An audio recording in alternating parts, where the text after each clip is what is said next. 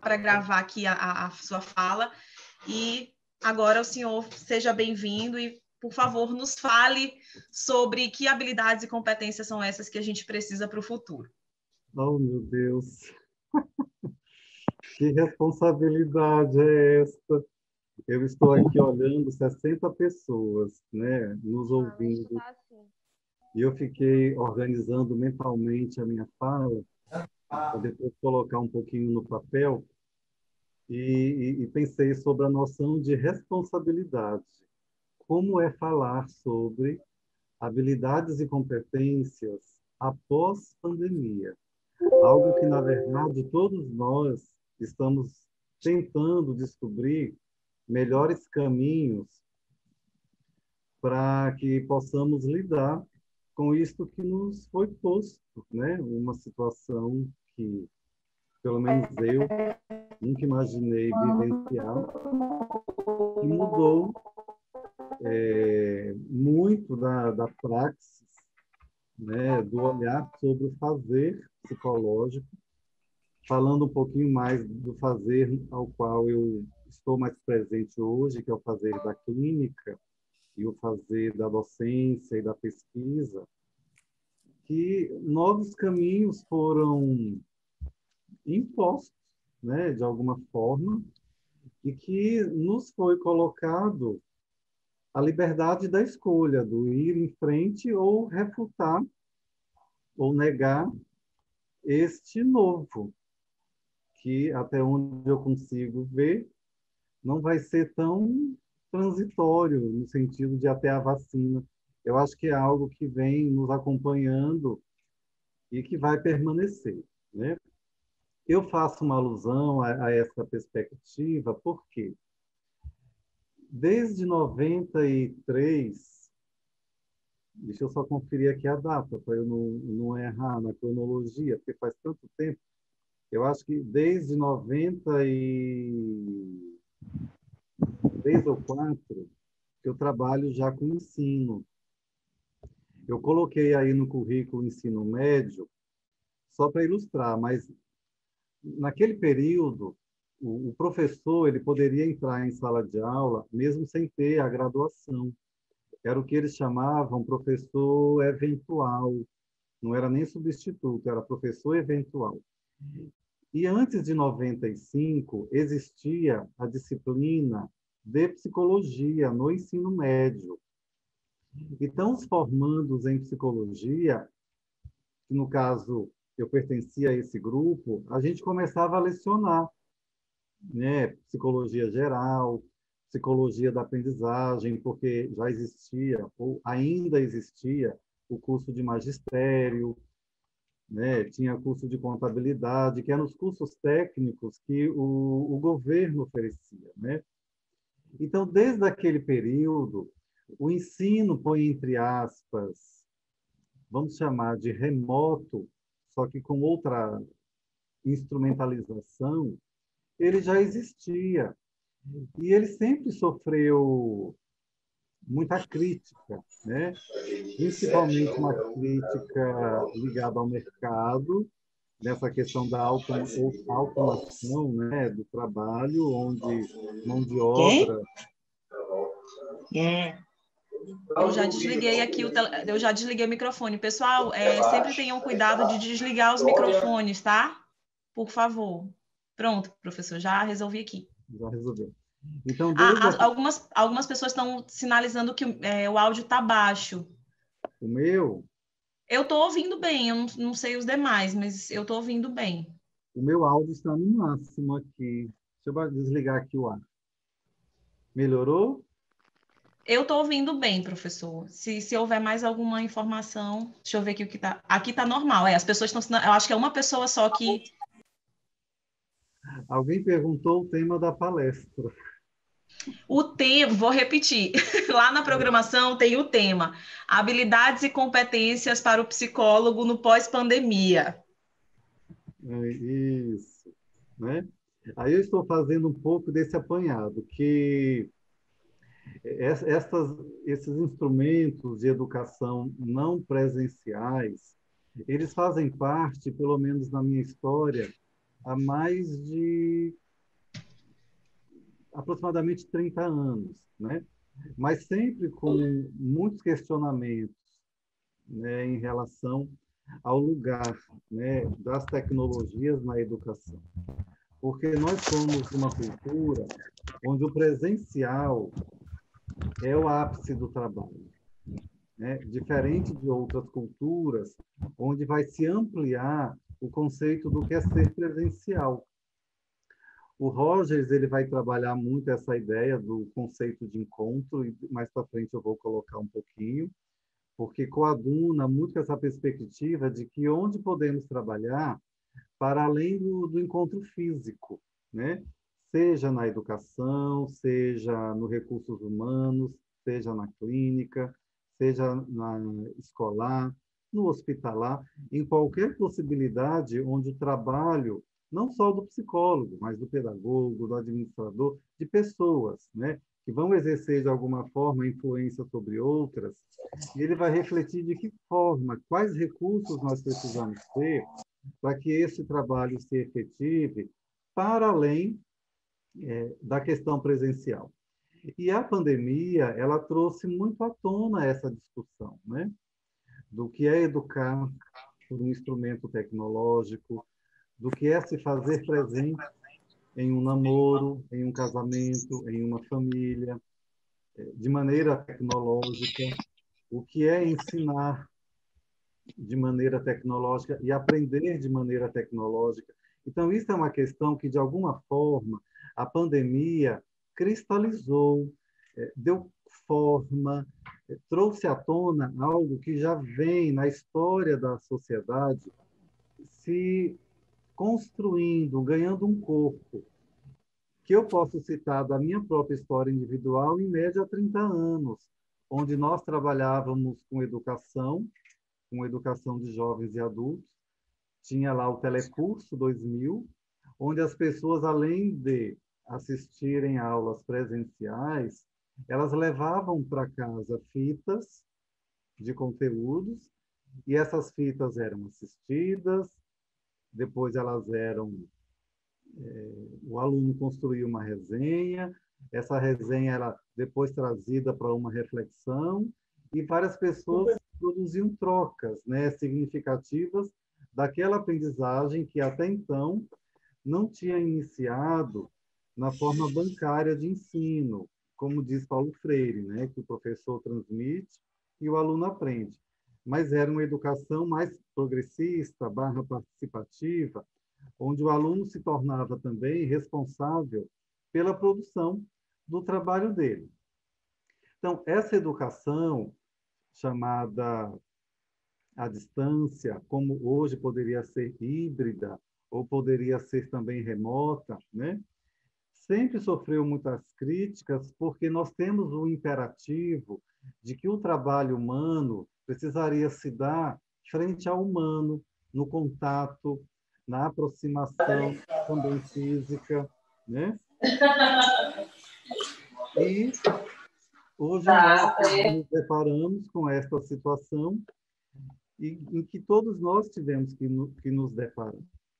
Então, eu busquei alguns pontos de vista para lapidar o meu, para que eu pudesse dialogar com vocês sobre o que seria a habilidade e o que seria a competência, para a gente depois pensar como isto pode, né, ser colocado hoje no aspecto de criticidade para a gente rever a nossa própria prática e o nosso próprio fazer, né, enquanto profissionais da psicologia e outras áreas afins, né?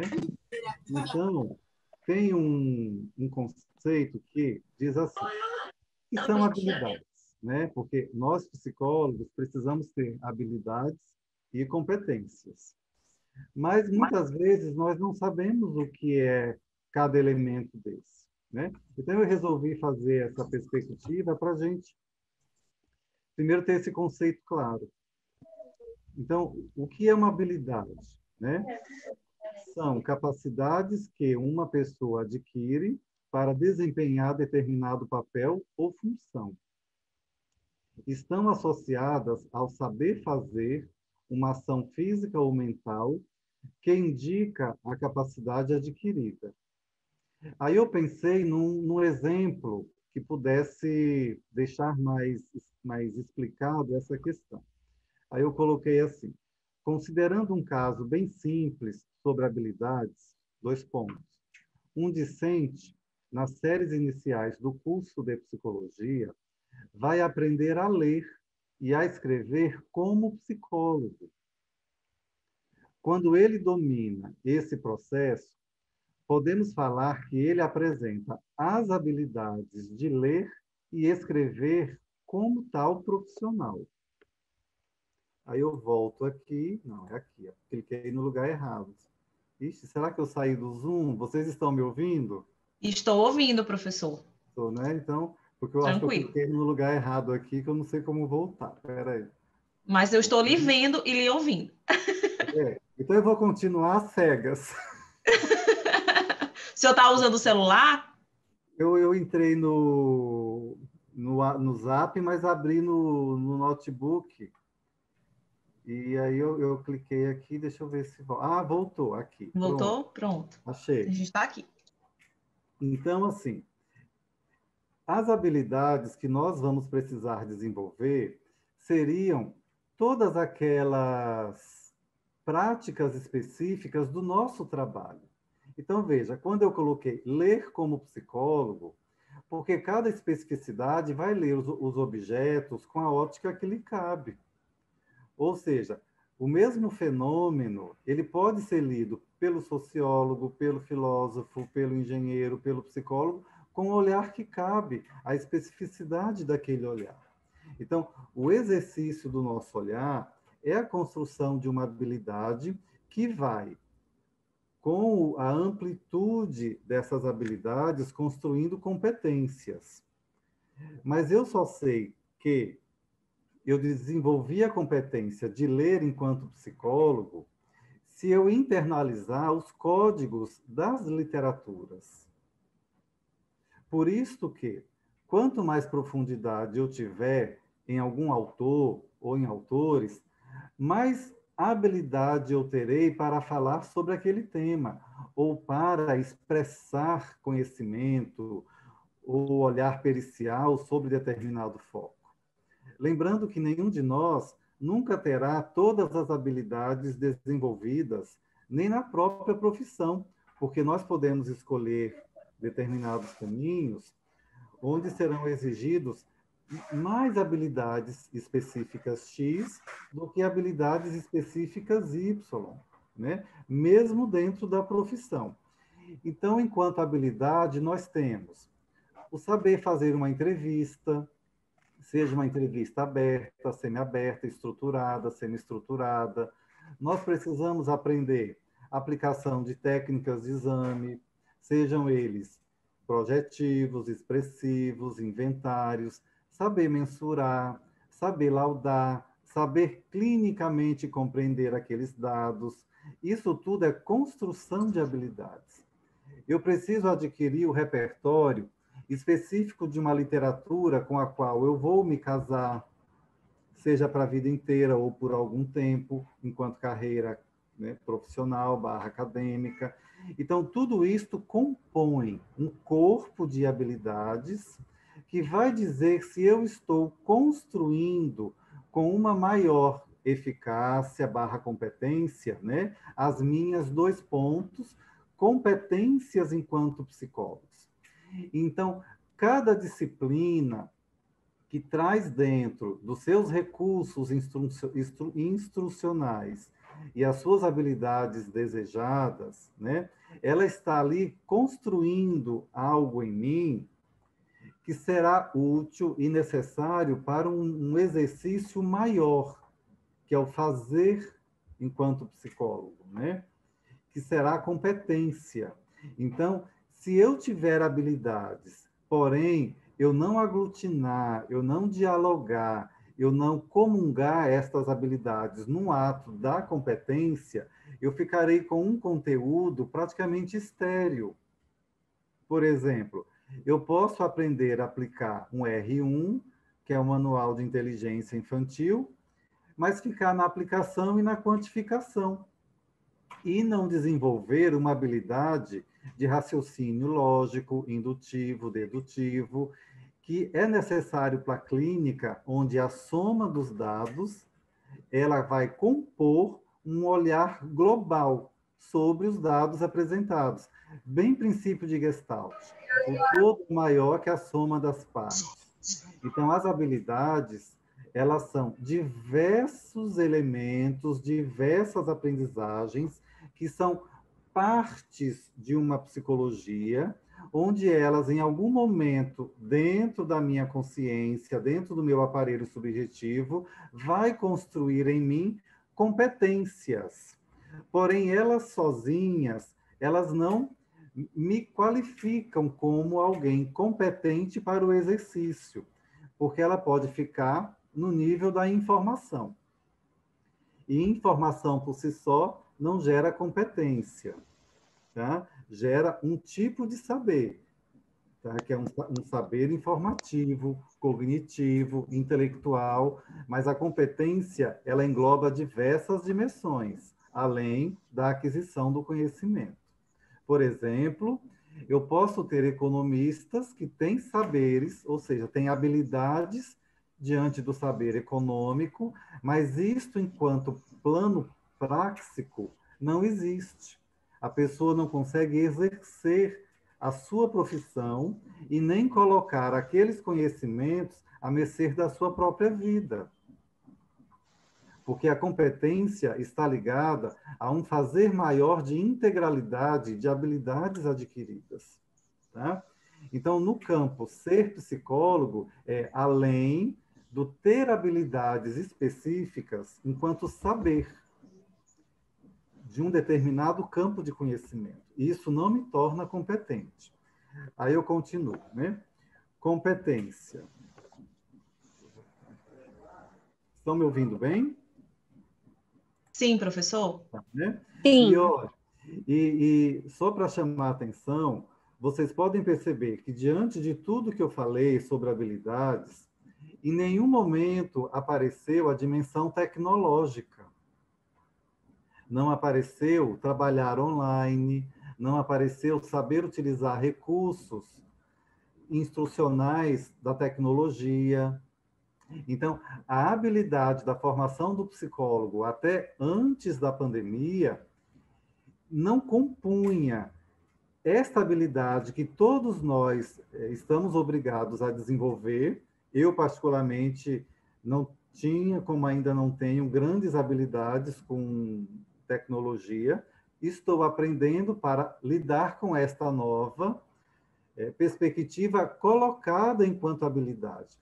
Porém, na literatura, até do MEC, né, que é o ponto de orientação para os cursos, né, é dali que a gente vai beber para criar, implantar, redimensionar grades curriculares, não encontrei nenhuma, e nem na orientação última, o saber tecnológico para, e nem como conduzir o saber tecnológico diante do atendimento, seja clínico, do atendimento com os pais, no trabalho de psicologia escolar, do trabalho hospitalar, do trabalho de trânsito, em avaliação psicológica. Tudo isso é um novo que está lançado para todos nós. O Conselho Federal de Psicologia também não conseguiu construir essa resposta, liberou algumas questões para o campo online, mas ainda não tem um corpo definido sobre isso. Então, todos nós estamos aprendendo sobre. Por isso, quando eu recebi o tema para refletir e emitir a opinião sobre o tema proposto, me veio uma noção de responsabilidade muito grande, porque, na verdade, não está posto, né? Como é o ser psicólogo no cenário da pós-pandemia. Todos nós estamos aprendendo e dando um corpo a tudo isso dentro dos princípios mais éticos, né, que a profissão coloca. Nós estamos aprendendo. Então, indo para o campo da competência, que é um a mais que o plano das habilidades, por quê? Competência é, né? 2 pontos. Consiste na junção e coordenação das habilidades.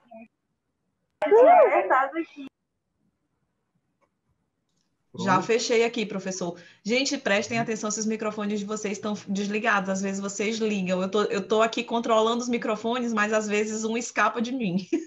É. As variáveis não são todas controladas, né?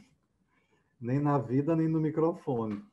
Então, existe na junção e coordenação das habilidades e seus respectivos conhecimentos e atitudes. Então, veja, ser competente é produzir a junção e coordenação de habilidades. É o saber fazer para além do adquirido. Aí eu complemento. É um conjunto de habilidades harmonicamente desenvolvidas e que caracterizam, por exemplo, uma função profissional, uma função barra profissão específica. Uma pessoa pode ter habilidades, complemento, mas não ter as competências necessárias.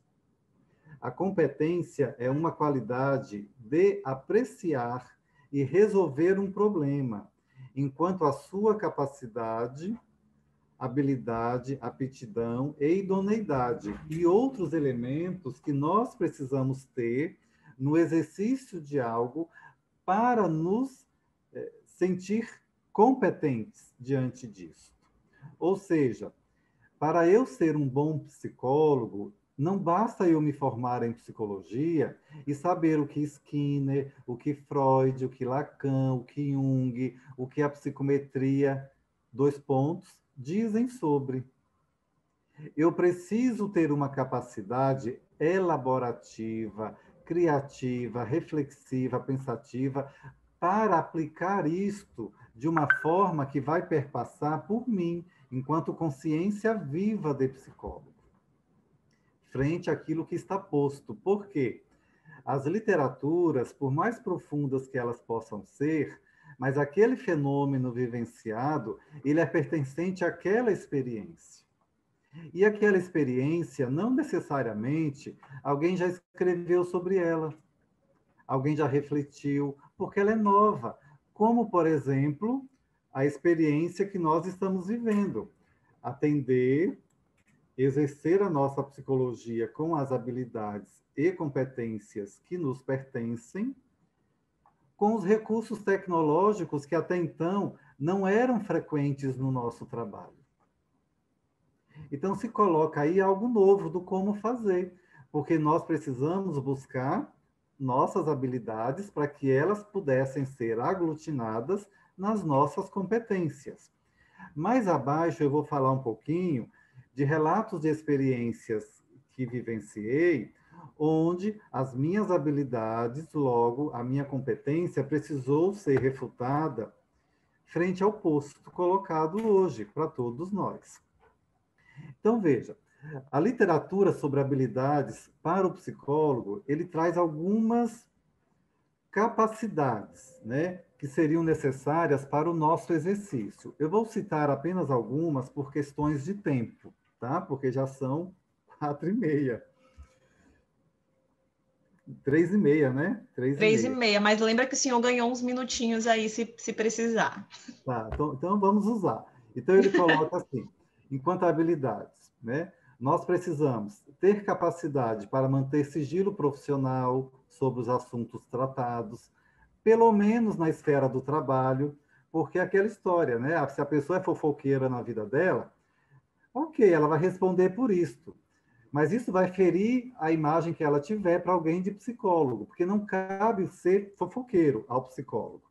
Mas falando do campo restritamente profissional, nós precisamos desenvolver essa habilidade da retenção de informações no sentido do que cabe à privacidade do outro. E isto é uma habilidade que nós precisamos desenvolver, porque nós não aprendemos ao guardar sobre o outro.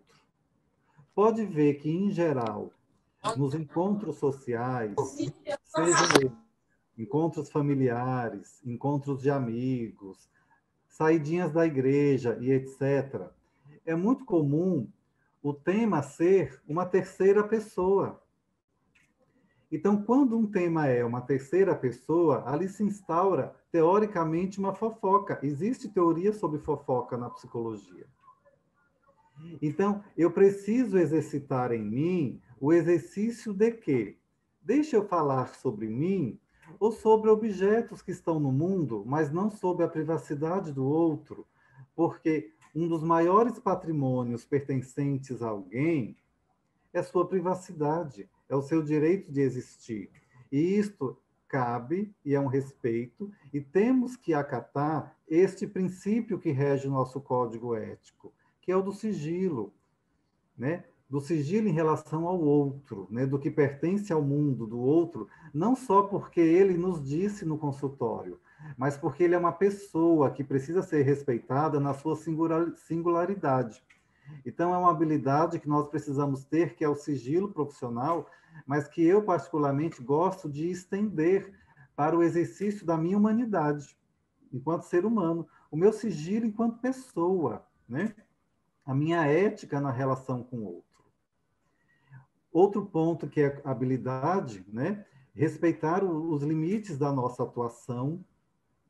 Então, o que cabe a mim fazer enquanto especificidade, eu não posso entrar no lugar da enfermagem, da fisioterapia, da nutrição.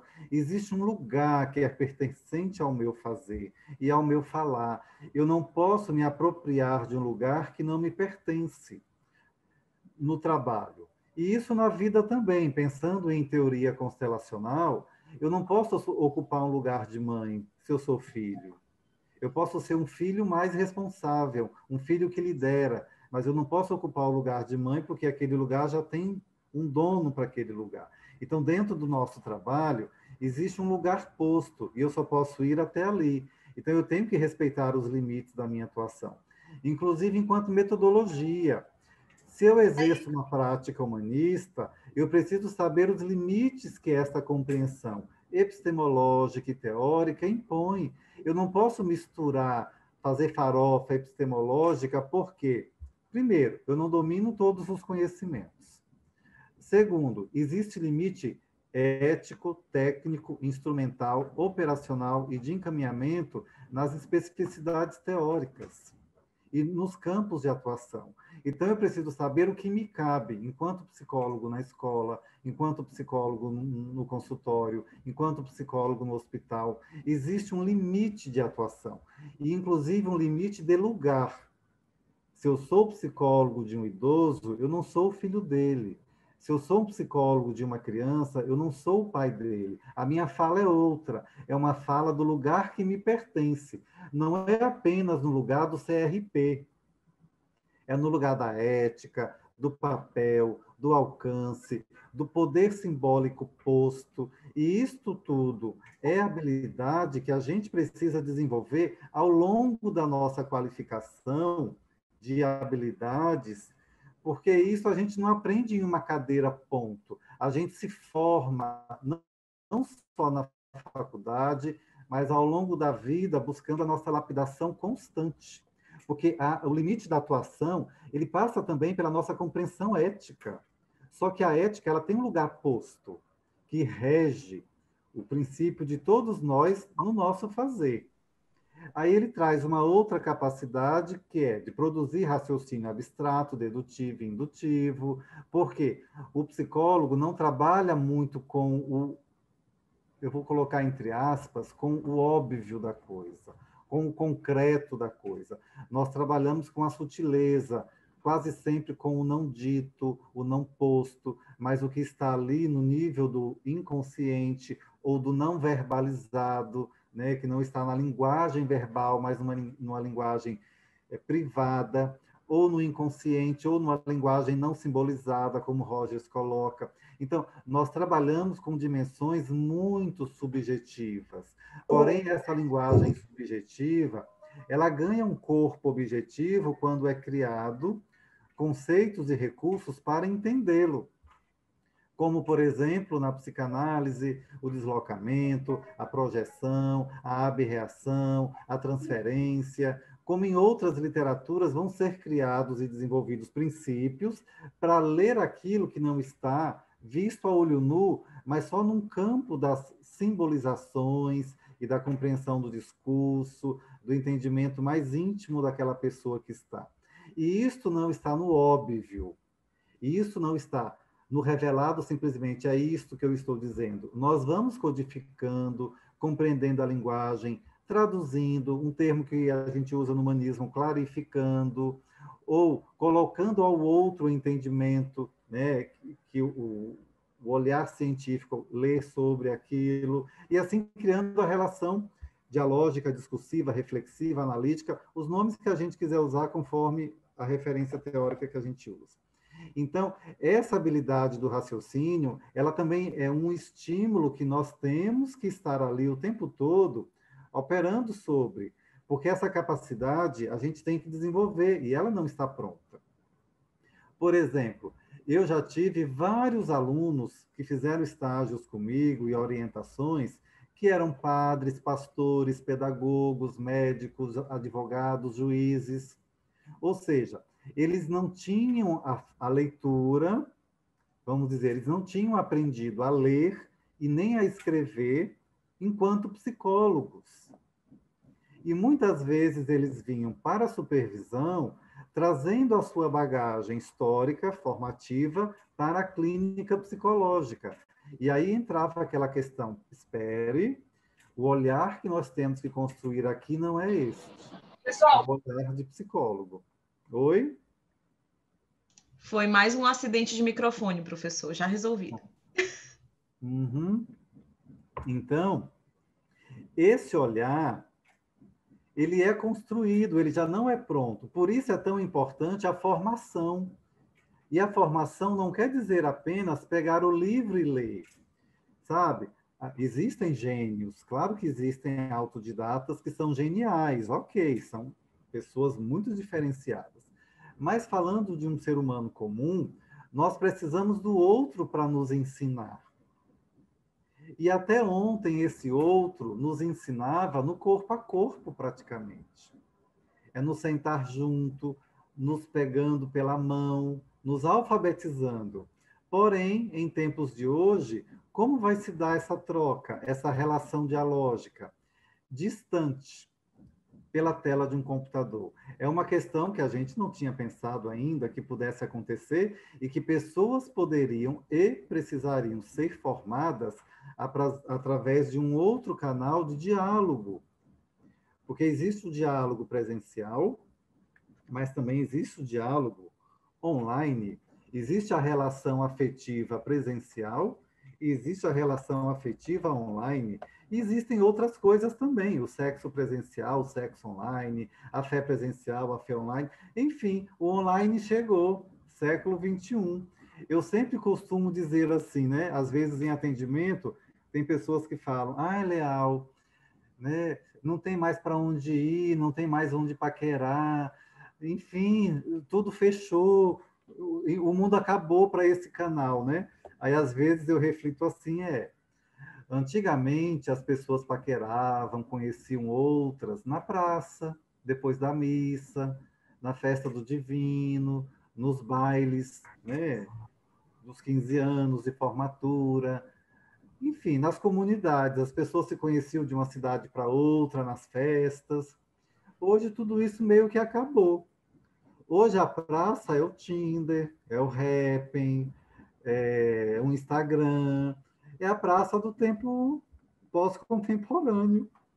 Ou seja, o conceito de sociedade, de grupo social, de relações sociais, também construiu.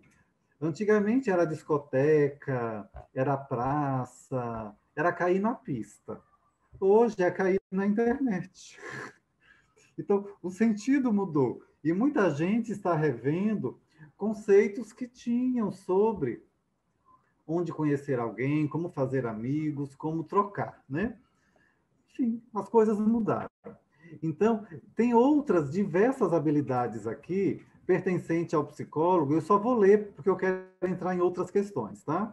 Ele coloca a capacidade de manter-se imparcial frente às questões, aí a gente já questiona isso também, porque dentro de uma perspectiva humanista, fenomenológica, existencial, o princípio de imparcialidade não há, há o princípio de lugar que eu ocupo, então eu vou ser parcial frente à minha responsabilidade e papel desenvolvido, né? Então, a posição que eu tomar é aquela que fala da minha subjetividade, do meu olhar crítico sobre esse ponto de vista, do que eu compreendo sobre esse lugar, seja no consultório, seja no parecer psicológico, seja em qualquer lugar que a minha ocupação vai estar, eu estarei numa construção de subjetividade ou de teorização científica, tá? Então, a capacidade de ouvir, né, ativamente, tem um conceito para isso, que não é só a escuta, mas é a escuta onde eu devolvo o que minha consciência vê de você, tem a capacidade para contornar situações adversas, revelar empatia, capacidade para aplicar e avaliar técnicas de exame, conduzir entrevistas e outros. Então, tudo isso aqui, dentre outros, são habilidades que a nossa profissão precisa ter. Porém, isto tudo não me torna um bom psicólogo. Isto me torna alguém que tem habilidades frente ao saber psicológico. As competências, elas estariam ligadas a outros pontos, né? Eu vou ler rapidinho pela questão do tempo. As competências, elas vão além das habilidades, porque ela é uma aglutinação dos fazeres, enquanto habilidades, juntos, me capacitando para algo maior, que seria a capacidade técnica, eu preciso ter, que é utilizar com correção e precisão o instrumental do trabalho psicológico. Então, não basta só eu saber sobre o instrumento, eu tenho que ter uma capacidade de utilização com responsabilidade. Eu tenho que ter capacidade histórica, que é avaliar e integrar as múltiplas contribuições do conhecimento produzido em diferentes contextos e épocas para pensar o homem atual. Então, essa fala que eu estou tendo agora é bem isto, capacidade histórica. Por quê? Nós precisamos avaliar o ontem, o que está posto hoje e o que podemos criar para amanhã. Porque eu não posso hoje dizer assim, a internet é ruim, o ensino remoto é ruim, o ensino híbrido é ruim, temos que esperar o presencial até sabe quando. Eu estou negando uma contemporaneidade, primeiro, de recursos. Eu já tive a possibilidade de viajar para alguns lugares, né, fora do Brasil, e vi como era a educação em alguns lugares. O robô é presente, ele se faz presente desde a pré-escola. O ensino online é presente desde a pré-escola.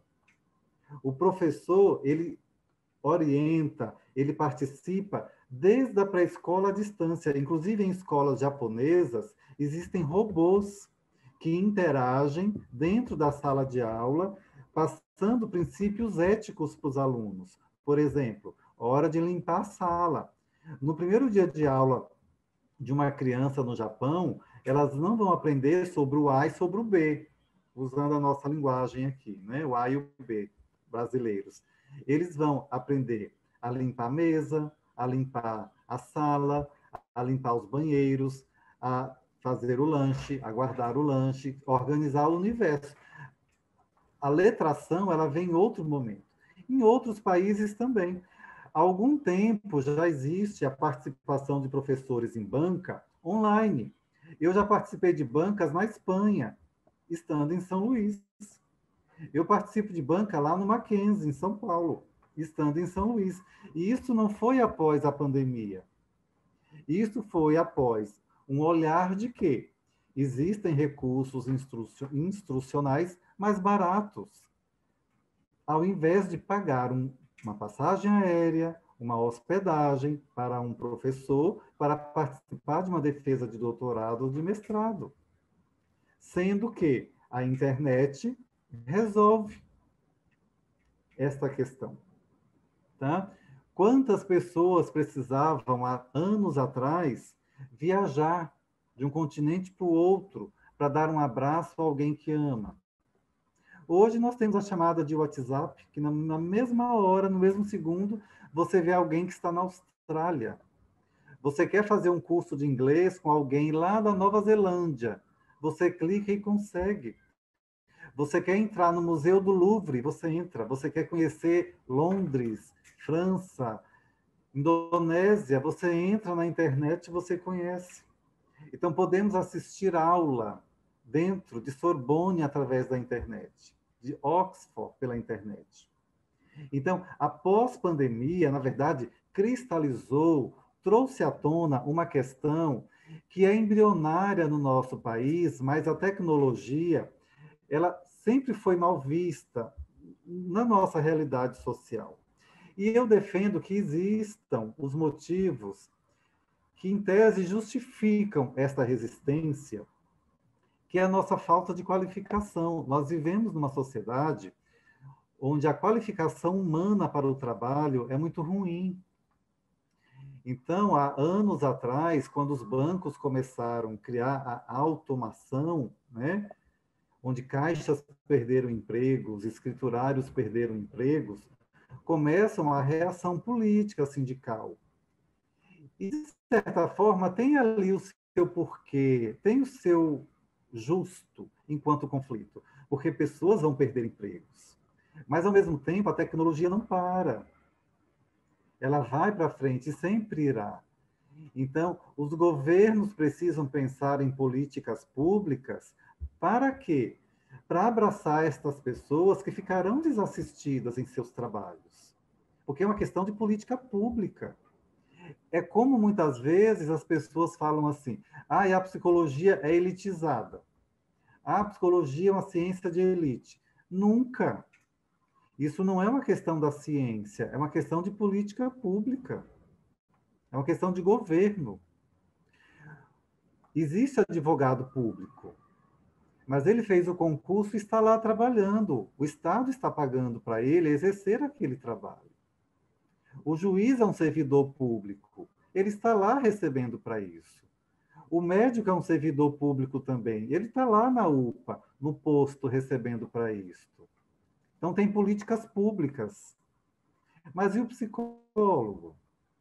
Tem um CRAS, tem um CREAS, tem outros e outros. Mas é incipiente. O salário é ruim, quase sempre, até onde eu sei. A qualidade para o trabalho ser bem desenvolvido é muito remota, é uma qualidade ruim. Então, isso não é uma questão da psicologia, ponto. É uma questão política, que também tem o lugar do psicólogo lutar pelas condições de trabalho, mas é política de Estado. Como desenvolver a sociedade para o acesso ao trabalho também é dever do Estado. Porque nós temos um Estado forte, nós não somos um país, em tese, liberal, onde cada um é detentor da sua responsabilidade produtiva lá nos Estados Unidos. Nós não somos um país liberal a esse ponto.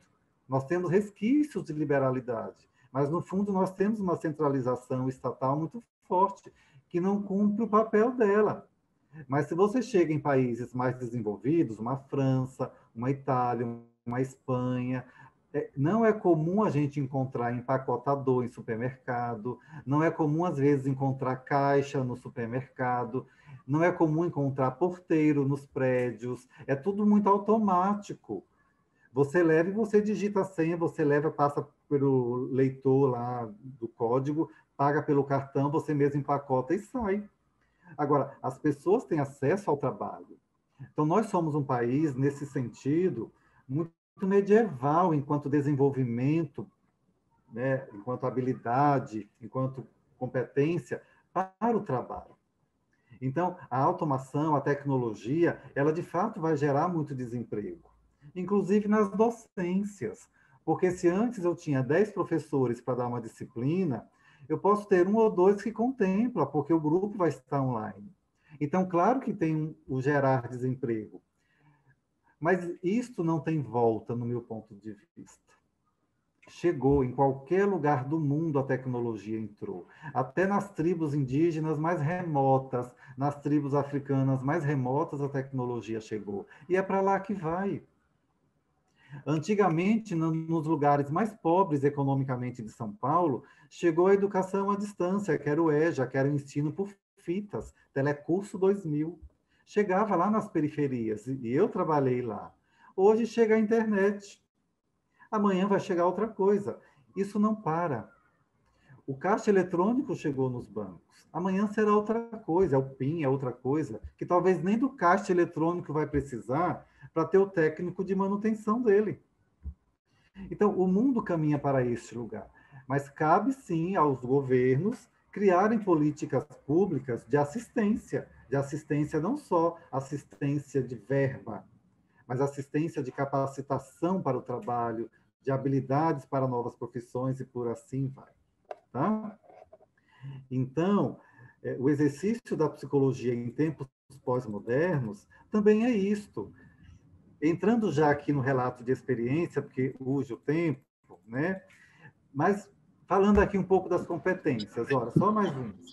Capacidade para filosofar, raciocinar e falar com correção e precisão a respeito do conhecimento sobre fenômenos e processos psicológicos, uma capacidade científica, que é aprender a aprender com o exercício profissional e aprender a produzir conhecimento científico. Precisamos ter capacidade pedagógica e de liderança, porque trabalhamos com grupos, capacidade social, porque a gente vai se relacionar com outras pessoas em diferentes contextos, capacidade política, que é equilibrar as relações de poder na sociedade e nas organizações, capacidade de empreender, porque precisamos de novas formas e novos procedimentos de atuação, que, por exemplo, estamos vivendo isso hoje, temos que empreender, então muita gente começa a vender curso na internet, atender pela internet, dar palestra pela internet, isto é empreender. Coisa que ontem eu precisaria de um auditório, de vender vagas, né? Ou seja, as cadeiras, os congressos, eu precisava viajar daqui para a China para participar. Hoje é só linkar. Daqui a pouco eu estou lá na China no LinkedIn. Estou lá e na Sorbonne com o LinkedIn. Então, isso é empreender. As instituições, claro que elas vão buscar o mais barato, como todos nós também vamos buscar o mais barato. Então, isso não é crime. O crime é o que vamos fazer com o que vai sobrar da sociedade. Porque nós também não podemos apenas buscar o mais viável e o que está na pós-modernidade em uso. Porque nós também temos humanos desqualificados, humanos sem acesso à qualificação ao trabalho e que precisam ser assistidos. Então, políticas públicas, políticas comunitárias, projetos de inclusão precisam ser desenvolvidos, porque senão vamos gerar uma grande massa de pessoas em estado de miséria. Eu, esses dias, estava conversando com alguns pesquisadores da PUC e do Mackenzie sobre o ano que vem. E é algo que me preocupa particularmente. Por quê? Hoje nós temos o auxílio emergencial. Então, muita gente está comprando o seu feijão, o seu arroz, a sua farinha, o que der, e comendo disso. E quando isto acabar? O que será o ano que vem?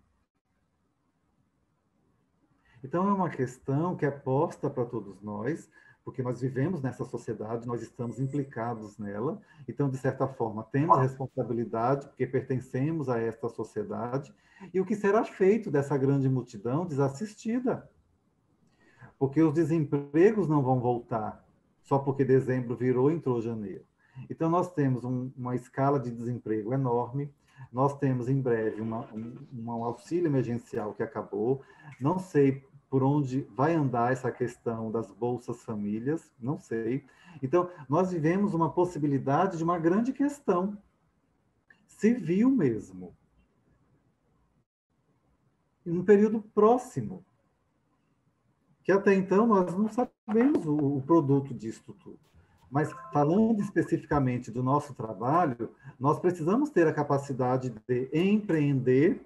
Primeiro, nem todos podem pagar o valor considerado justo pelo Conselho de Psicologia, nem todos estão no lugar para a consulta acontecer, porque algumas pessoas deixam de ter até o dinheiro da gasolina ou do passe do ônibus para ir até a clínica, escola para ser atendida.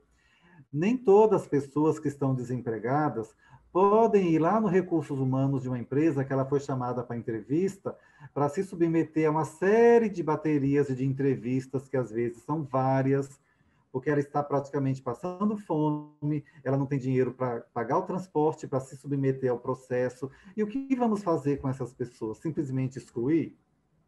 Então, o empreender das coisas não está apenas em ganhar dinheiro sobre, mas é pensar em estratégias onde o trabalho possa alcançar. Sabe, lá Milton Nascimento, o artista precisa ir onde o povo está, o psicólogo precisa ir também onde ele é necessário, porque nem todos poderão ter acesso ao nosso trabalho da forma idealizada como pode ser, tá?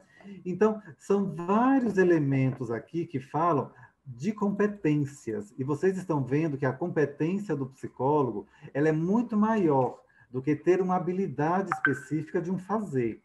É muito mais algo ligado a um princípio do direito humano, seja individual, seja universal, é promover a máxima do melhor para a sociedade na qual estamos pertencentes.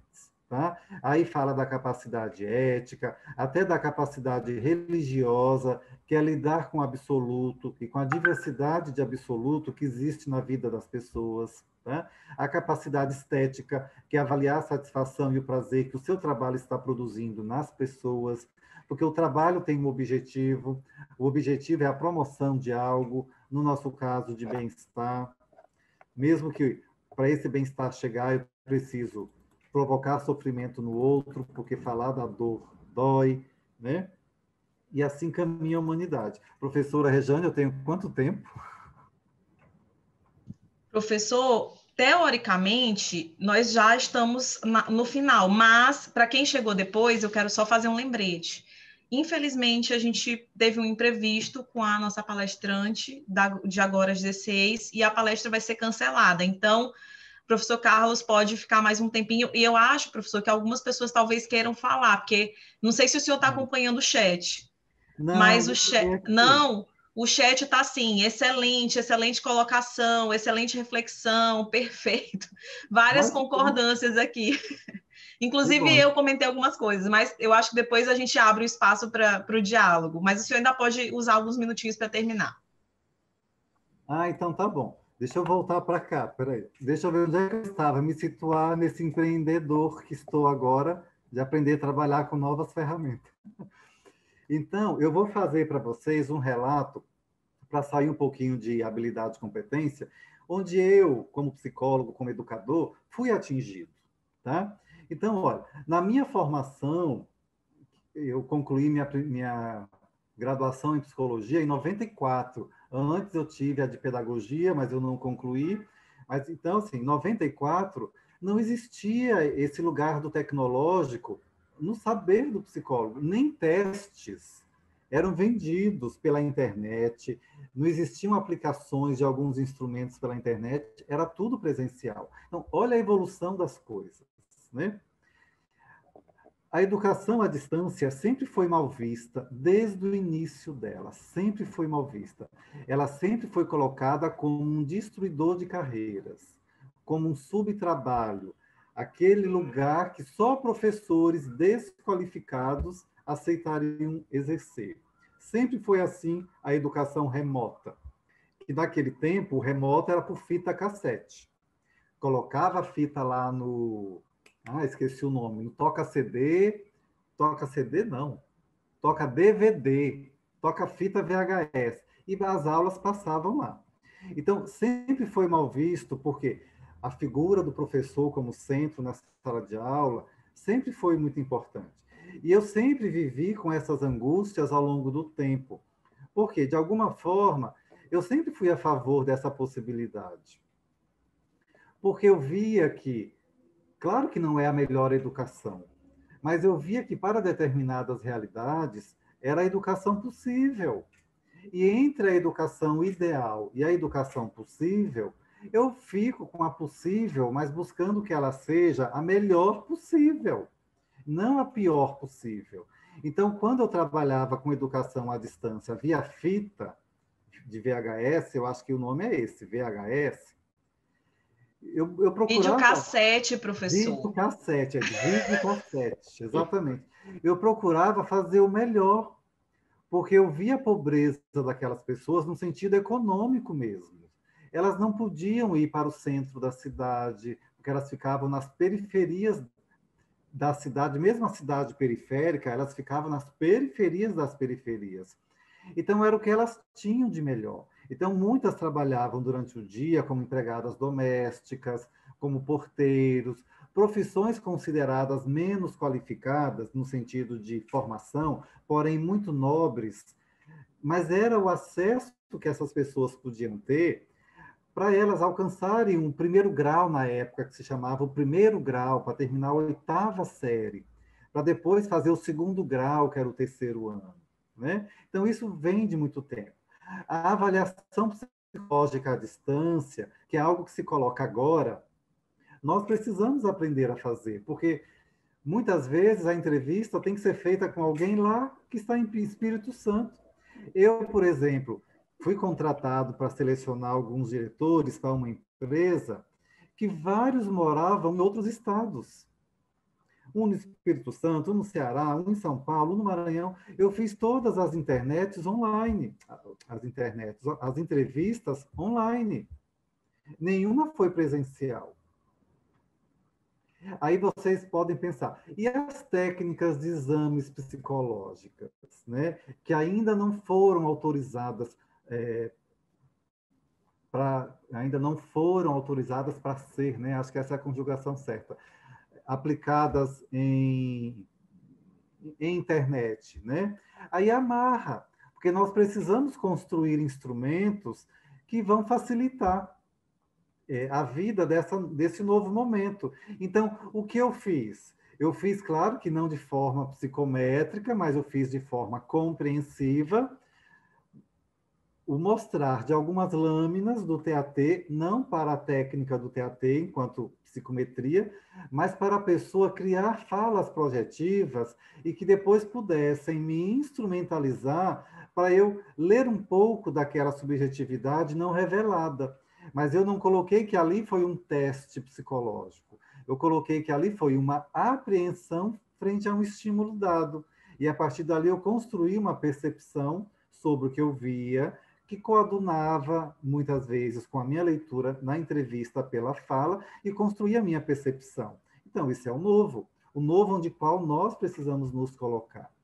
Temos o atendimento psicológico à distância, remoto é à distância, só que as pessoas preferem a palavra atendimento remoto, atendimento online, é à distância, né? Porque o outro está em outro lugar. Onde existe um tabu no nosso conselho ainda sobre isso. Tanto é que os estágios remotos em atendimento psicológico, eles estão ainda em muitas instituições vedados, ou vetados, né, melhor dizendo, da sua materialidade, porque tem que ter essa relação eu-tu, tem que estar próximo, a supervisão se dá ali no tete-a-tete, né, como o atendimento psicológico. Né? É aquele que se dá no set, na relação direta, onde as sensibilidades se encontram e etc. Aí vem para um pensamento bem o que fazer pós-pandemia. Muitas coisas destas, como eu citei, para mim, enquanto consciência individual, eu precisei colocar por terra.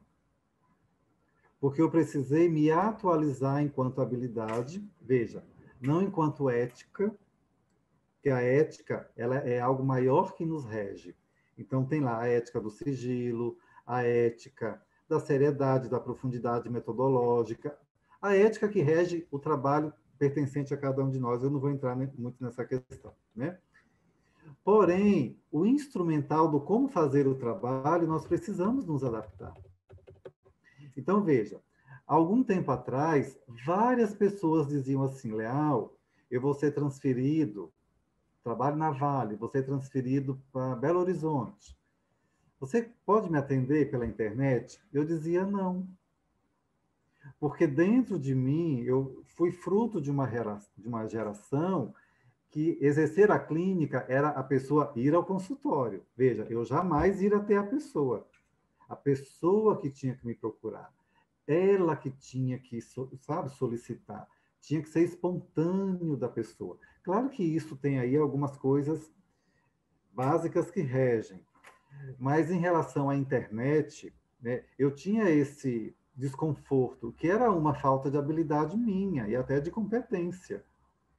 Eu me sentia desconfortável em atender pela internet. E quantos consulentes, né, que é a palavra que eu gosto de chamar, que é a pessoa que está em consulta, solicitaram, e eu disse que não. E eu indicava para outras pessoas, procurava colegas que atendiam em outros lugares, porque para mim era algo que a relação próxima, o sentir o outro presencialmente era importante. Após a pandemia, eu precisei me rever e descobri que atender online é ótimo, estou amando. Vi que, além da questão de tempo, de ir e vir para escritório, ter secretário, são custos, né, também, espaço físico, manutenção, né, desse espaço, a internet facilita.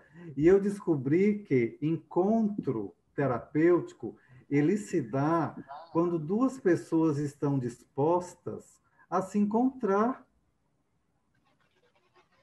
E não quando duas pessoas estão dispostas ao encontro em um espaço físico, tipo uma sala com quatro paredes. Elas podem se encontrar em um espaço físico que seja a janelinha do WhatsApp, a chamada de vídeo, ou do Google Meet, ou esse aqui que eu não sei o nome que a gente está usando, o Google alguma coisa, né? É o Enfim, Zoom. Nós estamos no Zoom. no Zoom. Então, são possibilidades de trabalho. Então, eu já fiz dinâmicas de grupo via internet, coisa que eu nunca imaginei que seria possível fazer. Eu já fiz atendimento online, vários com gente do Brasil e fora do Brasil. Tem um consulente meu que está fazendo doutorado numa cidade que é ainda colônia da Espanha, Neruda, né? Neruda, no norte da África. A gente faz a sessão via internet. Gente que está no Rio Grande do Sul fazendo mestrado, gente que mora em Belo Horizonte. Então, houve uma autorização minha com o uso, né, da tecnologia, e eram lugares que, para mim, até pela formação que recebi, e que até pouco tempo era o falado dentro de sala de aula, que esse outro tinha que vir até mim, ao consultório, né? Porém, entrou um item novo, que nesse ponto Rogers tem uma citação maravilhosa que eu faço questão de ler para vocês. Que o encontro, ele não se dá na presença física. O encontro se dá na presença quântica. E essa presença quântica, ela é mobilizada pelas intenções do eu quero estar com você em contato, mas pode ser pela tela de um computador. Nesse ponto, o Rogers diz assim, para eu ir finalizando, né? Que ele chama toda a prática psicológica, toda, em qualquer lugar, seja escolar, organizacional, clínica, ele nomeia de relação de ajuda. Tá? Então, ele diz assim, a relação de ajuda pode ser definida como uma situação na qual um dos participantes procura promover uma maior apreciação, uma maior expressão e uma utilização mais funcional dos recursos internos e latentes do indivíduo. Aí ele continua embaixo, né? A definição, no caso, relação de ajuda, aplica-se à quase totalidade das relações terapeuta-cliente, quer se trate da orientação educacional, vocacional, organizacional, aí eu vou complementar para o trânsito, para o hospital, para o aconselhamento. Aí ele diz assim, e neste último, que é o aconselhamento, o termo, né, compreende toda a gama das relações entre o psicoterapeuta e a pessoa atendida. Então, ele vai dizer que aconselhamento psicológico, para ele, é a mesma coisa que psicoterapia. Ele não vai diferenciar. Mas, saindo do aconselhamento, as outras formas de relação de ajuda, orientação educacional, vocacional, recursos humanos, hospitalar, aí sim são termos específicos, porém são relações de ajuda, tá? Aí ele coloca, né? Aliás, aí eu coloco que a literatura, nem rogeriana e até onde eu conheço nenhuma, fecha a questão de onde isso pode acontecer. Não fecha. Fala no encontro, mas não diz onde é esse encontro. Então, penso, aí é uma fala de Carlos Leal, 2020, penso que o encontro, nessa pós-pandemia, pode se dar embaixo de uma árvore, numa comunidade quilombola, no fundo de uma igreja, na tela de um computador, na tela de um celular, que também é um computador, mas foi só para... Né? Na tela de um WhatsApp, numa plataforma oficial, e por aí vai. Ou seja, voltando ao título do nosso encontro, né? O perfil do psicólogo no cenário pós-pandemia. É o perfil da abertura ao novo. É se colocar para o aprender habilidades tecnológicas também, que vão nos capacitar para o desempenho da nossa competência, que é o fazer psicológico, que é a promoção da saúde psíquica das pessoas. Então, esse é o perfil, é trazer tudo que já foi construído e agregar aquilo que agora está sendo legitimado, mas que já existe, que é a tecnologia, em diversas áreas do conhecimento. Ou seja, a psicologia precisa ser também mais tecnológica. E isso não quer dizer que ela está desconsiderando o humano. Por quê? Desconsiderar o humano não é porque estou usando a tecnologia, é porque eu não estou respeitando nesse uso tecnológico os princípios dos direitos individuais e coletivos do humano. Eu posso desrespeitar o humano, inclusive num consultório maravilhoso chiquérrimo no Calhau. E posso respeitar maravilhosamente embaixo de uma árvore no bairro mais pobre, no sentido econômico, de São Luís. Então, o perfil do psicólogo é aquele do empreendedor. Em que sentido? Do se renovar e de se colocar diante do que a vida nos coloca. Nós não temos como lutar contra isso. Isso é um fato. Como diz o professor Jean, que é um fenomenólogo, isso é um dado posto. Já está lançado. Como diz Sartre, foi lançado ao mundo. Só nos resta aprender a lição, porque já sabemos de cor, como diz Beto Guedes. Muito obrigado, gente. Era isso que eu queria dizer. Professor, a gente tem alguns minutinhos aqui, né? Ó, o senhor está recebendo alguns aplausos virtuais aqui, não sei se o senhor está vendo. Olha, Show, obrigado. show muito bom, arrasou, Bom, palminhas. obrigado, gente. A gente tem um espaço para perguntas, então eu vou fazer o seguinte: tem um recursozinho para quem está habituado ao Zoom, que é o de levantar a mão. Quem não souber usar, pode sinalizar aqui no chat, tá? A gente vai disponibilizar aqui mais uns 10, 15 minutinhos. Eu Tá. vou retomar uma fala sua, professor. A Uhum, Mariane comentou que ela ficou bastante curiosa sobre a ideia da dinâmica de grupo online, uhum. que ela gostaria muito de saber como que funciona, ou de participar disso. O senhor Tá. pode nos contar um pouquinho mais sobre isso? Posso. Uma escola que me chamou para fazer uma atividade com os pais. Nessa fase pandemia, ninguém sai de casa. E o tema era, né? Como lidar com os filhos na situação de pandemia. Então, eu fui lá no Google Meet, abri um link, partilhei e os pais estavam lá. E ali nós começamos a conversar sobre os conflitos que estavam acontecendo em casa. E aí, da fala dos pais, eu ia gerando outras falas e eles iam partilhando. Eu abri o microfone de um e do outro, eles iam trocando as experiências. Eu pedi para que eles desenhassem algum objeto que representasse o que eles estavam sentindo nesse momento. E aí, cada pai trouxe, né, o seu desenho, eu pedi para que eles falassem o que o desenho expressava, os significados, né, da produção, E assim foi um encontro em dinâmica de grupo durante 1h30, com os pais de uma escola específica. Tem uma escola também em outro lugar que tem o caso de um aluno trans, né, um trans masculino, onde a escola pediu para que a gente dialogasse com os professores para saber como eles iam, né, lidar com essa questão, porque estavam todos sem saber para onde ir. Então, nós criamos um encontro, uma dinâmica de grupo, e ali fizemos umas atividades em cima desta pauta.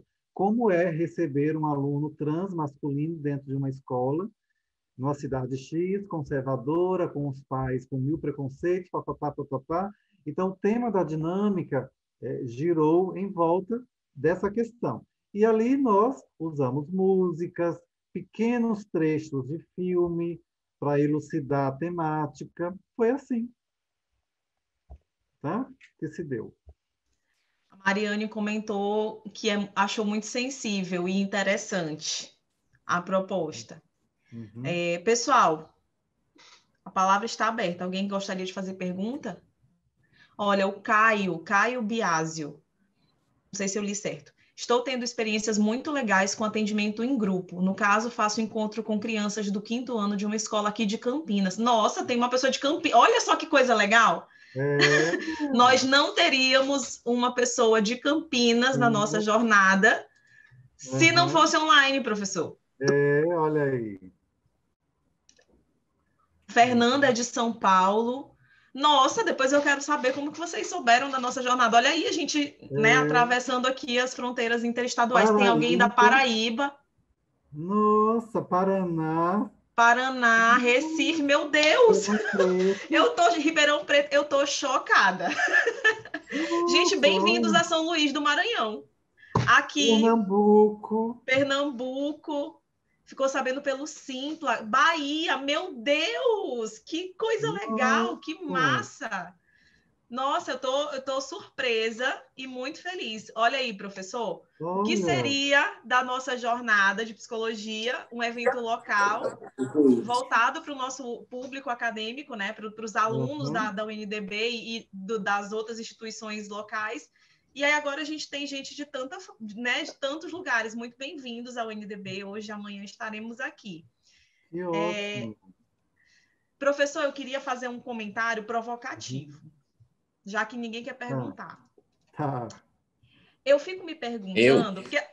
Oi, José, você quer falar? eu quero falar, não é bem uma pergunta, não, mas eu Ah, acredito até pela idade e pela experiência que eu tive até de ser gestor, ex-empresário, muita coisa que o professor falou, eu concordo com ele, por exemplo. Eu sempre comentei nessa questão que ele falou do processo do emprego, da capacitação. E, assim, como empresário, ao longo dos anos, eu sempre observei com colegas, a gente conversava, assim, apesar de, na televisão, ser divulgada a questão do desemprego, mas eu notava que, tanto nas empresas que a gente conversava, trocava, nunca faltou emprego. Agora, nós temos bastante dificuldade em encher a vaga de emprego.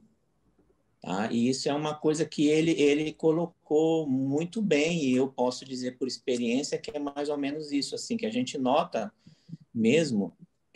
Eu me lembro da minha adolescência que a gente tinha uma escola técnica mais abrangente, maior, e isso foi desaparecendo com o tempo. E tinha pessoas com habilidades técnicas dentro de uma empresa que conseguiam um salário melhor do que pessoas com curso superior dentro da mesma empresa, dependendo da função.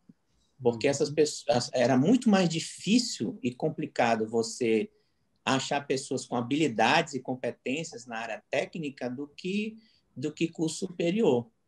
Tá? Uhum. E outro ponto que ele colocou também, que eu lembro, era quantas vezes eu amanheci chegando da festa, que eu peguei o período das boates, né, e assistia o Telecurso 2000, que eram sempre nas madrugadas, né, e realmente eu lembro que era o Telecurso 2000, né, que passava na Rede Globo, assim, para lá para as 5 da manhã, 6 da manhã, É, e depois tinha as fitas, videocassete, que eram distribuídas também. Ali era uma das coisas que eu ia colocar, né?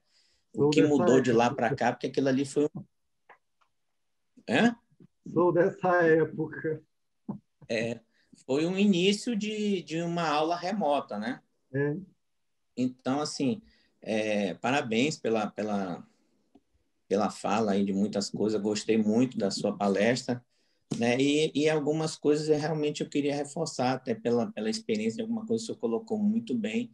E infelizmente é isso. Eu acho que é uma questão de política pública mesmo do país olhar e ter essa questão mais abrangente de preparação das pessoas. Eu acho que trabalho não vai faltar, emprego não vai faltar. O que a gente o que existe é uma dificuldade dessa soma, né? De você pegar o trabalho que é oferecido com a pessoa com habilidades para preenchê-las. uhum. Obrigado pela colaboração, viu, José? Obrigado. Professor, a Sabrina, que é uma das pessoas de fora de São Luís, eu ainda estou impactada com o alcance da nossa jornada. Mas a Sabrina, ela perguntou quais os aspectos negativos se tem ao fazer terapia online em relação aos pacientes. Eles poderiam se prejudicar com esse constante contato com as tecnologias? Não entendi, Rejane, a pergunta. Quais os aspectos negativos se tem a fazer terapia Do online em contato relação a... constante do paciente com a tecnologia na terapia online. Acredito que seja isso. Olha, eu não tenho essa resposta, porque eu estou, vamos dizer assim, me internetando nos atendimentos tem pouco tempo, né? Então, eu não tenho essa resposta. Agora, o que eu estou sentindo é que eles estão adorando. E olha, e eu também. Eu até posso falar um pouco sobre isso, assim. Há muito tempo que eu faço psicanálise, né? E quando chegou a pandemia em março, né? Eu e a minha psicanalista mudamos para o WhatsApp através de vídeo e Uhum. toda semana a gente se encontra de boa, tranquilo, nada, não alterou praticamente nada nessa experiência. Agora ela conversou comigo da questão de talvez voltar. E assim, eu não sei se eu vou querer voltar, não, só querer ir pro consultório dela, porque tá muito bom, assim, no horário combinado, eu fico no meu quarto, de repente eu vou para a sala, mudo o lugar, deito, entendeu? Fico tranquilo, não preciso, às vezes não preciso me arrumar, entrar no carro, pegar trânsito, achar estacionamento. É dizer que até que o senhor mesmo colocou. É uma experiência que a gente começa a ter, que a gente começa a pensar se quer voltar ao que era antes. Olha, eu tenho, dando um exemplo aqui, tem um empresário de Imperatriz, a gente já caminha há mais de 10 anos juntos, e ele foi morar em Imperatriz. E ele vinha todo mês para São Luís para fazer a terapia dele. Se organizava, passagem de avião, hotel. Agora a gente faz online, toda semana. Então, é assim, quais são os aspectos negativos? Sabrina, sinceramente, eu não sei ainda. Eu só estou vendo os positivos. Os negativos podem aparecer, né? Aí estamos em processo, né? Mas até agora mesmo, as pessoas estão gostando e eu também. Olha, uma família de Bacabal me procurou, porque é um idoso que precisa de atendimento. Ele precisaria vir toda semana de Bacabal para cá. Eu falei, não, eu posso atender pela internet, a não ser que seja algo tão difícil que a pessoa precise do presencial. E pronto, a gente vai começar pela internet. Então, o negativo, ainda não sei. Talvez a saudade física, talvez a saudade de um abraço que pode rolar de vez em quando, talvez um olho no olho, olhos nos olhos, quero ver o que você diz.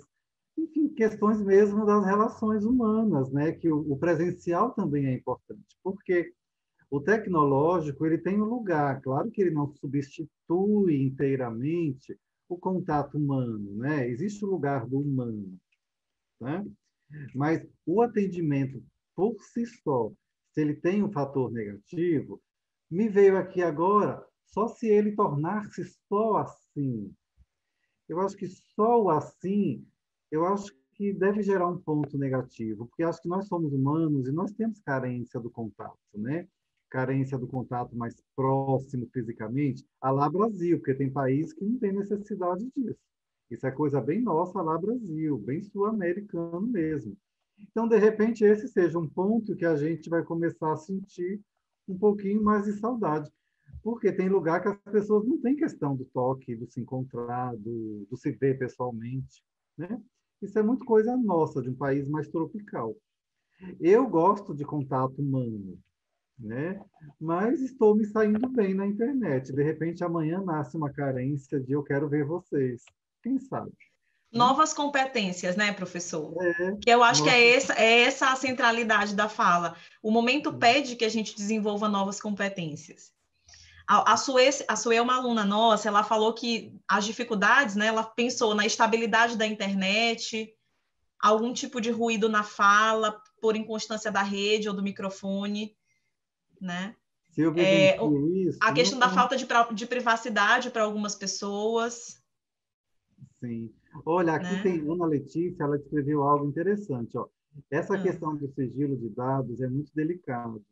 Vídeo que aconteceu recentemente na Finlândia, vazando os dados de pacientes sendo chantageados. É. Olha, eu particularmente, eu não tenho a prática da anotação. Eu guardo em mim. Eu sempre digo que eu sou um túmulo, quase que uma caixa arquivo secreto. Porque, de fato, eu tenho receio de um consultório ser invadido, ser roubado, de um computador sumir. A gente não tem controle. Então, o máximo que eu anoto sobre alguém que eu atenda é assim, é algo muito do clínico, assim, quadro de transtornos de ansiedade. E em um lugar que só eu sei que é daquela pessoa, entendeu? Eu não crio um relatório, eu não tenho essa prática. Sim. Exatamente porque eu tenho esse medo. A Ana Letícia, para quem não conhece, não é familiarizado, ela é a presidente da COF, que é a Comissão de Orientação e Fiscalização do CRP 22, que é o CRP aqui do Maranhão. Uhum. Então, acho que até em função disso, né, das questões de guarda, de registros Uhum. obrigatórios, ela está sinalizando isso. Eu vou ler as últimas perguntas aqui que tem para a gente poder agora sim conduzir para a finalização. Foi muito bom, viu, professor? A gente passou mais de uma hora.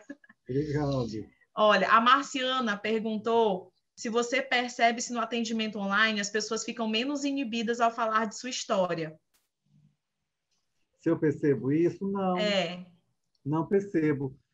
Agora, o público que eu atendo, em geral, são pessoas que já estão comigo há muito tempo. Então, isso não aconteceu. Eu posso lembrar agora, talvez, de 3 situações que foram recentes, né?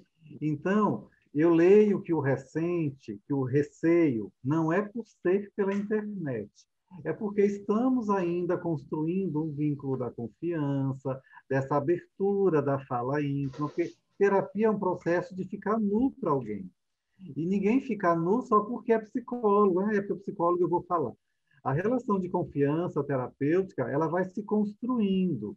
Então, eu percebo esse receio maior, não porque é online, mas porque é uma relação nova que ocorre também em pessoas que vão presencialmente e no começo elas têm suas reservas, os seus conteúdos ainda não são fluídos para elas mesmas. Ninguém chega em terapia, pelo menos na minha experiência, já rasgando o verbo de si mesmo. sim, Sempre é contando o que pode contar. E aí, com o tempo, a intimidade vai acontecendo e pontos mais longe da pessoa vão sendo apresentados. Então, eu não identifiquei se é porque online, porque nos processos presenciais, as coisas se dão assim também. Gente, as pessoas têm tanta vontade de falar, elas têm tanta urgência terapêutica, que basta ter alguém no sentido, olha, estou aqui, fale. As pessoas se revelam dentro do possível delas. Isso não importa se é pessoal ou se é presencial. se é internetal, né, no caso. Nós temos aquele do suicídio, que é que as pessoas ligam, esqueci o nome, CVV. CVV. Nós temos o CVV, as pessoas ligam e elas já se revelam, mesmo sem saber quem está do outro lado da linha. Nós temos grupos de encontros que as pessoas simplesmente chegam e já trazem assim o seu universo. Então, tudo isso depende da pessoa e não do recurso que está sendo disponível, tá?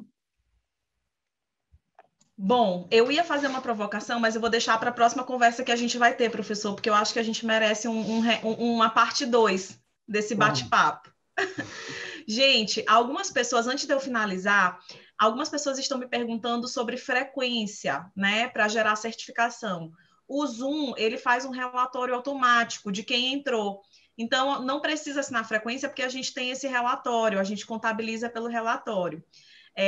Agora, a gente vai dar um intervalo de meia hora, tá? Vocês podem desconectar, se for melhor para vocês, para reconectar às 17, ou então desligar tudo aqui e a gente chama às 17 com a nova rodada. Mas eu queria agradecer, professor Carlos Leal. Não foi à toa que o seu nome foi imediatamente cogitado para falar disso. A gente teve uma experiência coletiva no âmbito das discussões do conselho, e a forma como o senhor se posicionou naquele momento despertou muitas ideias, muitos pensamentos na gente para esse momento, muitos questionamentos. E quando a gente pensou em falar o que esperar de um psicólogo daqui para frente, vamos chamar o professor Carlos Leal, ele tem reflexões muito interessantes. E foi automático. E eu acho que foi uma escolha muito feliz, porque eu particularmente fiquei aqui. Infelizmente, eu não viu, mas eu bati várias palminhas virtuais. Não vi. Não, deixa eu falar uma coisa. Fale, professor. Eu fiquei muito contente quando vocês me convidaram, porque os frutos da casa da UNDB, muitos foram pessoas frutos da casa do Selma. E eu conheço... A nossa coordenadora, inclusive. Eu conheço praticamente conheci todos os garotinhos e garotinhas. Foram seus alunos. Né? Foram. E eu fiquei muito feliz pelo convite, assim. E para mim, uma forma de matar a saudade. Que bom. E de ver que as pessoas conseguiram, que alcançaram sucesso, que estão bem na psicologia, que se tornaram pessoas de referência. Eu fiquei muito feliz. Por isso eu aceitei o convite e, assim, muito grato pela lembrança. Que bom. A professora Maria Emília está aqui. Maria Emília foi sua aluna. Acho que Tayara, né, Tayara? Foi sua aluna também? Eu fui pela UFMA. Fui aluna Olha também. aí, uns foram alunos pela UFMA, outros foram alunos pelo Selma. Ana Letícia também, né? Então, muitos pupilos aqui. Beijo, e foi um prazer reencontrar vocês. E para quem é de fora do estado, muito obrigado pela participação. Uma honra ter vocês. Bom, gente, então a gente vai encerrar agora. Eu vou só fechar aqui, eu não vou fechar a sala, eu vou só mutar tudo para a gente dar um intervalinho, ir ali no banheiro, tomar uma água. Professor, muito obrigada pela sua presença. Até outro. Até a próxima.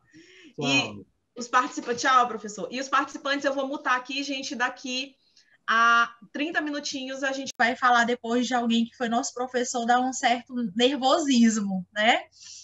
Mas fico muito honrada, né, por poder hoje dividir um momento como esse com o professor Carlos, tá, professor? Obrigada por nos prestigiar participando desse momento conosco. Pessoal, essa temática que nós vamos discutir um pouquinho hoje, a gente vai conversar um pouquinho, a gente vai fazer um formato bem leve, né? Vai ser mais um bate-papo, à medida que vocês quiserem ir pontuando e perguntando alguma coisa, sintam-se muito à vontade, se colocarem alguma coisa no chat, a Regiane vai sinalizando e a gente vai discutindo, né? Porque essa é uma discussão bem importante, né? E a gente quer fazer num formato leve. A professora Emília, eu lhe apresento logo ou quando eu terminar aqui? Pois? Acho que apresenta logo, né, para não ficar aquela então deixa eu apresentar logo, gente. Professora Maria Emília Miranda, é mestre em saúde materno-infantil pela UFMA, especialista em psicologia do esporte e conselheira do nosso Conselho Regional aqui do Maranhão. A professora Emília, ela é uma das professoras, né, do curso de psicologia da UNDB, ela é do nosso NDE, que é um núcleo docente estruturante da casa, né, então é uma das figuras principais aí, né, de funcionamento do nosso curso na instituição, tá? E aí a professora Emília vai conduzir comigo esse bate-papo sobre a temática. Então, muito tem se discutido, né? Então, esse é um tema que tem gerado uma discussão muito intensa, né? Não só dentro da academia, né? Dentro dos espaços de formação em psicologia, mas entre profissionais e nos próprios Miguel, só vou fazer isso. do Conselho Federal de Psicologia quanto os conselhos regionais, né? Não à toa essa preocupação e essa intensidade nas discussões em torno dessa experiência remota no ensino dos cursos de psicologia, né? O que isso traz para a gente, né? Que lições nós podemos tirar sobre essa experiência remota no ensino de psicologia? Então, acho que antes da gente começar a discutir sobre isso, é importante trazer um dado que talvez nem todos saibam ou lembrem disso, mas o MEC, ele já viabilizava, antes da pandemia, 20%, né, de carga horária em ensino à distância, ou seja, na modalidade remota, em todos os cursos presenciais. Então, todo curso presencial poderia ter uma porcentagem de até 20% funcionando na modalidade à distância, tá? E exceto em cursos cuja nota 4 e 5 tenham sido fornecidas pelo MEC no processo de reconhecimento. Tá? Então, cursos com 4 e 5, a partir do ano passado, então, a partir de 2019, poderiam ter na sua composição de estrutura curricular até 40% de funcionamento na modalidade à distância, né? Então, algumas pessoas desconhecem, né, essa característica aí que já acontecia dentro dos cursos presenciais. Então, na verdade, a modalidade remota, o ensino à distância, não é uma nova experiência, né, dentro dos cursos de formação em psicologia, né? Nós intensificamos essa experiência a partir do contexto em que estamos vivendo desde março de 2020. Porém, essa já era alguma prática. O MEC ele não determinava em nenhum momento como esta prática deveria ser desenvolvida dentro dos cursos presenciais. Então, por exemplo, nós tínhamos instituições que optavam por selecionar algumas disciplinas da sua composição de estrutura curricular para que funcionassem 100% à distância. Outras instituições aderiram a algumas práticas, né, remotas, algumas práticas à distância, para compor as suas disciplinas, né, ao longo de toda a sua estrutura curricular, de forma que esses 20% ou 40%, ou até 40% pudessem ser utilizados, tá? E aí vamos lembrar que se o MEC exige que o curso tenha nota 4 ou nota 5 para que seja possível a implementação de até 40% na modalidade à distância, significa dizer que é porque esse curso já foi reconhecido pelo MEC, né? Então, cursos que ainda não têm o reconhecimento do MEC, ou seja, cursos que ainda estão caminhando para formar a primeira turma, são cursos que só poderiam ter até ano passado, 20% de composição à distância na sua estrutura curricular, tá? Então, esse dado é importante, a gente reserva aqui o conhecimento sobre isso para desenrolar as nossas próximas discussões, tá? Então, falar sobre a experiência no remoto, sobre ensino à distância em psicologia, faz necessário que a gente fale também das nossas DCNs, que são as Diretrizes Curriculares Nacionais de 2011, que são as diretrizes que estão em vigor nas instituições que ofertam cursos de psicologia, né? E nós fizemos uma série de discussões nos conselhos regionais, né, para levarem até o Conselho Federal em 2017, né, Emília? Em 2017, a gente passou por essa reformulação, então, estudantes foram convocados, coordenações de curso, NDEs na época, para que a gente pensasse junto sobre como essas mudanças aconteceriam em um novo formato de diretrizes curriculares nacionais. Então, o Conselho Federal validou, mas ainda não foi homologado, então é uma minuta ainda. Então, o que a gente tem hoje em vigor são os DCNs de 2011. Né? Então, que competências, que habilidades são essas que as DCNs prevêem para a formação de um profissional da psicologia? Porque quando a gente pensa no ensino à distância, quando a gente pensa na modalidade remota, a gente tem que pensar com muita responsabilidade, porque essa modalidade de ensino precisa estar alinhada de maneira muito responsável com o que diz as nossas DCNs sobre quais competências e quais habilidades deverão ser modeladas ao longo dessa formação em psicologia. Tá? Então, eu não posso, porque estou no momento de pandemia, ofertar a modalidade remota sem pensar de que forma que a modalidade remota vai contemplar, vai me auxiliar a contemplar as competências e habilidades que estão sendo previstas lá nas DCNs de 2011. Tá? Então, são múltiplas habilidades e competências. Mas eu vou espelhar para vocês aqui um pouquinho das nossas DCNs para vocês entenderem. Aqui, só um minutinho. Todo mundo consegue observar? Dá para visualizar? Regiane, Emília? Tá sim, tranquilo. Tá, Sim. né? Então, aqui a gente tem uma série de competências, né, de habilidades que são listadas nas DCNs, e a gente tem aqui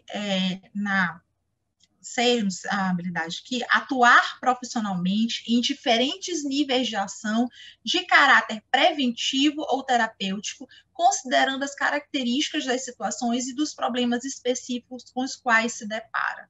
Então, aqui para mim é muito claro, né, entre outras habilidades e competências, né, mas eu não vou falar de todas, aqui nessa competência para mim é muito claro de que forma que a gente pode, na modalidade remota, oportunizar aos nossos alunos, né, a experiência de forma que ele esteja apto para atuar dentro dessa competência.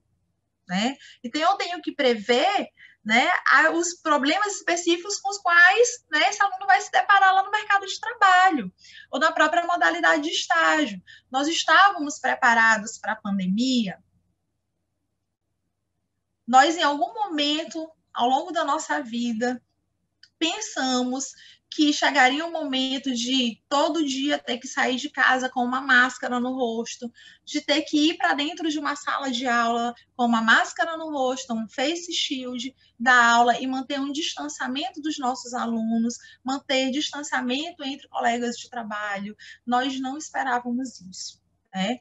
Mas nós temos a oportunidade de treinar habilidades e desenvolver competências que possam ajudar esse futuro profissional a lidar com as características, com as demandas que vão se deparar lá fora.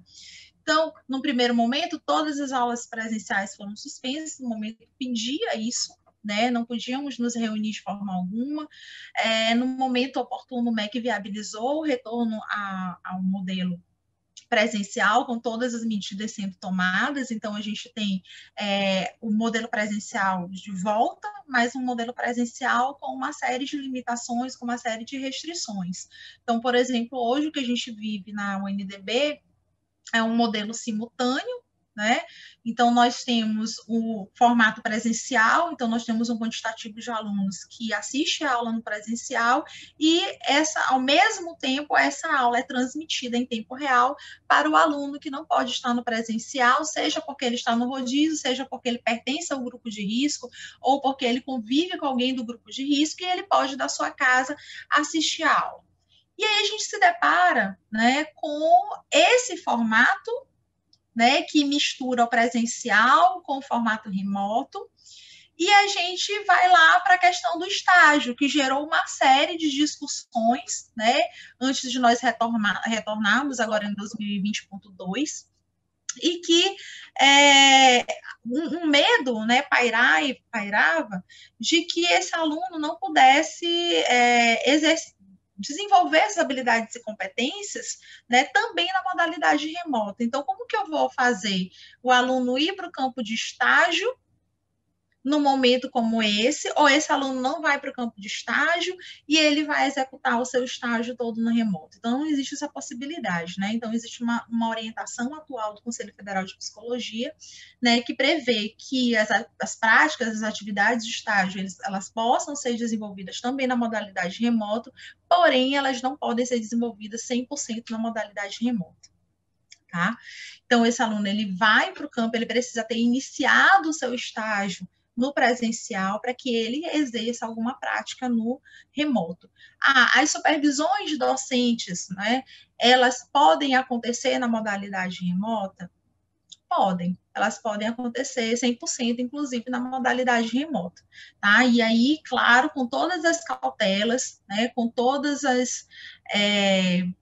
os cuidados, os zelos necessários para que, mesmo na modalidade remota, esse aluno possa ter no seu repertório desenvolvido e instalado todas as competências e habilidades que são previstas para aquele estágio, seja o estágio básico, seja o estágio específico.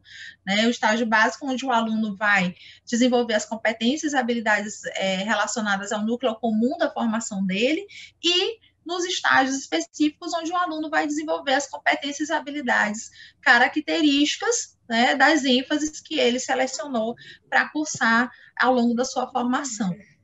Tá?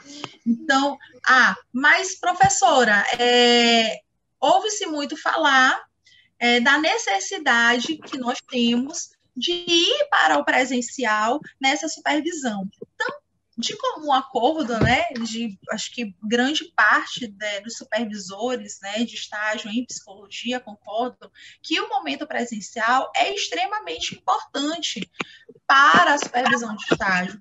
Legal, o pessoal dos outros estados, eles estão falando aí de como eles estão fazendo o estágio remotamente, né, lá em São Paulo. Depois até vocês podem contar um pouco dessa experiência, né, de vocês. Mas, bom, pegando o fluxo, né, que a Ilara estava falando a respeito da parte da formação, eu venho aqui, então, né, na minha fala, né, trazendo a pontuação do Conselho, né, do Conselho Federal de Psicologia e dos Conselhos Regionais de Psicologia, que, apesar de não serem órgãos reguladores de ensino, né, como o MEC somente o MEC, né, que pode decidir com relação ao ensino, né, como é que vai se processar esse ensino, de que maneira, carga horária, competências, né, de acordo com as diretrizes curriculares. O Conselho, ele não tem, né, o Conselho Federal de Psicologia Regionais, ele não tem essa condição precípua, né? O objetivo do Conselho é regir a profissão, né? Então, profissionais de psicologia. Mas o que acontece? O Conselho, ele também, né, ele é um produtor, né, de conhecimento, ele é um produtor, né, de normas orientativas, de notas técnicas, né, de fazer profissional. E o que a gente encontra, né? Psicólogos que são professores, né? Psicólogos que estão na profissão. Então, o Conselho, de alguma maneira, ele se aproxima, né? Ele deve, né, se aproximar das discussões, porque há profissionais de psicologia que também têm, enquanto campo de trabalho, a docência.